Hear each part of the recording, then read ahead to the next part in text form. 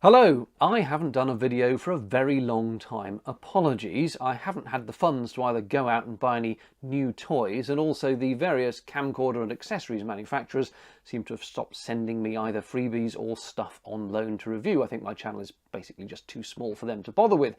So I haven't done anything for a while, but the time has come for me to update the firmware in these little audio recorders, and I thought I would do a quick video about how you update the firmware in these. This is a Tascam DR-10, the specific model, the DR-10 CS. And for interest, the audio you are hearing now is being recorded through a Rode lavalier into one of these Tascam devices. As you can see, if you're unfamiliar with them, they're tiny, tiny, tiny little audio recorders. The idea being that you can put them on someone who's doing some speaking, and they're so small they won't even know they're on, and they're just recording the audio. It's like a radio mic, but without the radio bit. It just records them. This specific model, the CS, I think that is what means it's got this functionality, has an output as well as the mic input, so you can feed this out into a radio mic system, in which case this then acts as a backup for the radio mic. So if the radio mic link back to your camcorder fails, doesn't matter, because this will have been recording as well. But they do also make versions that are just purely recorders.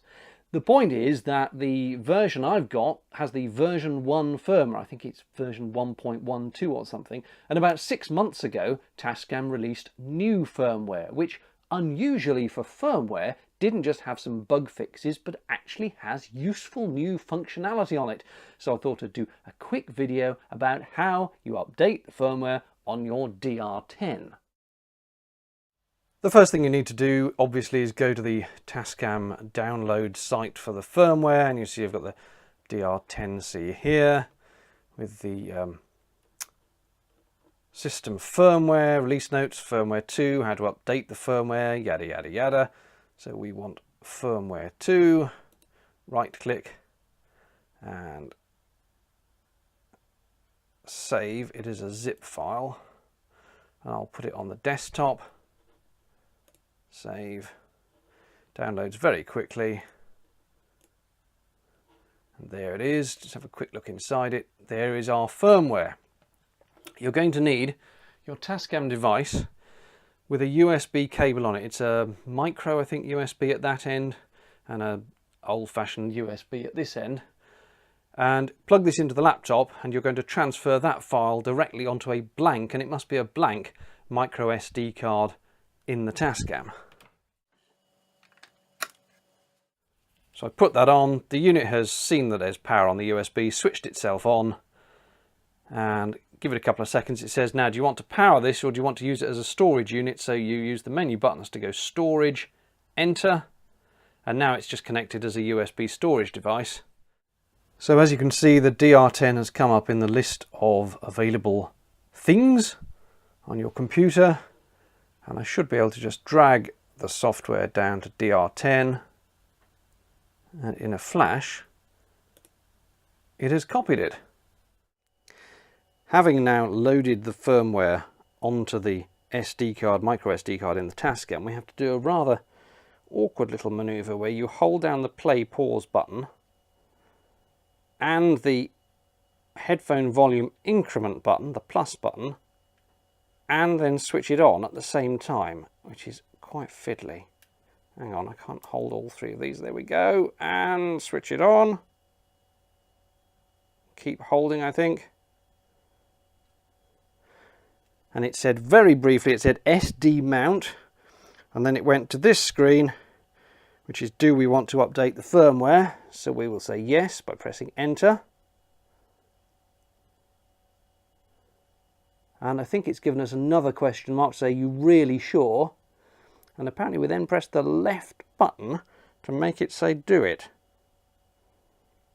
And as you can see, it's flashing the display to indicate that it is updating.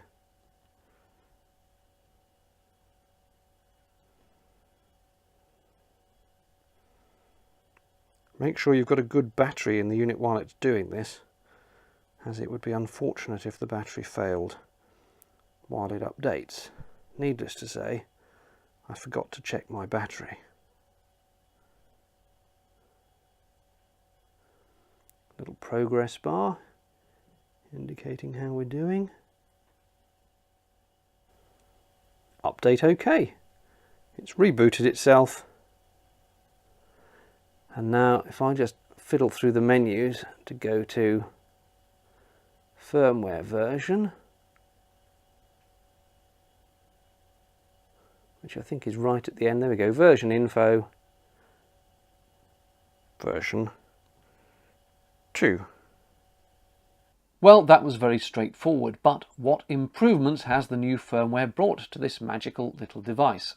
First and foremost, MP3 recording. It does seem extraordinary that it was ever released. I mean, an audio recorder without an MP3 option, but yep, when it started it was purely WAV. Now you have the option of MP3, albeit only 128 and 192 kilobits, and I'd have liked to have seen a 320 kilobit option.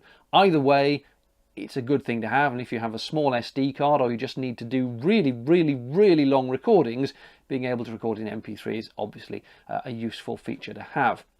Another major step forward in the firmware is that it's always had a function where you can record a second track that is 6 dB quieter than the main track. So if you have a sudden unexpected peak that distorts your main recording, doesn't matter, you've got that slightly quieter one. Well, now they've added an option and you can set it to either -6 or -12 if you are in an environment where you really have got a great dynamic range and lots of loud sounds and lots of quiet sounds. So it just gives you that extra flexibility. Unfortunately, if you are using the MP3 recording mode, it disables that dual rec different levels mode. For goodness knows what only reason. Presumably the little processor in here is just so busy doing the MP3 compression it can't simultaneously handle calculating a quieter channel. So it just turns off the dual rec mode as soon as you go into MP3 mode. This is a shame, but well, you just have to live with it, I suppose.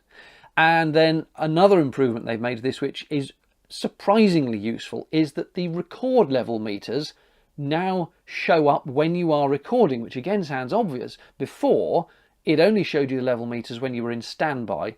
As soon as you pressed record, the meters disappeared.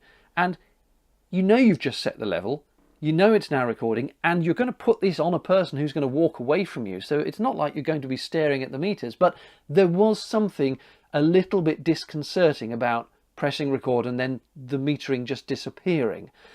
Now it is still showing the recording level meters whilst you are talking, and it just gives you that extra little bit of confidence before you send your speaker away with this on them, and you know that it's genuinely seeing the audio. Odd little thing, but it does make you feel better. So all in all, 3 very worthwhile firmware and functionality improvements.